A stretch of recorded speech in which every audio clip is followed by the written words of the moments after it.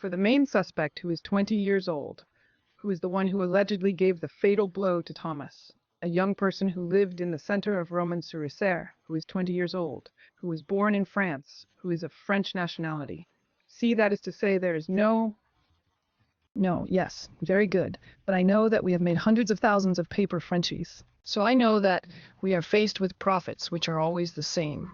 But when you say that, do you know more? It's very simple. When you have people who say, I'm coming to plant white people and kill white people, excuse me for telling you that I concluded that they are not native French. This may be difficult to hear, but it is a reality.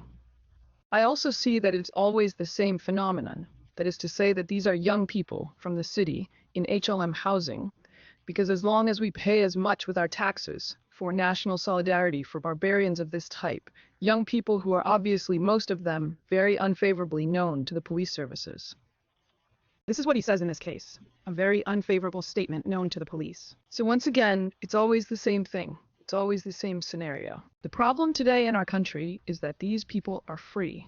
It's free time for anti-white racism, since in any case we have leaders who explain that it doesn't exist. That's the reality. It's free time for delinquents because the state no longer assumes its role of vigilante.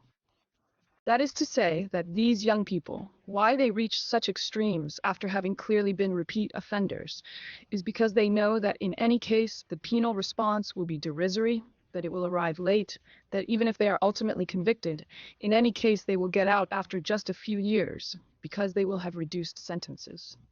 This is actually the terrible spiral in which we find ourselves. In this case, they are indeed known for cases of theft and violence.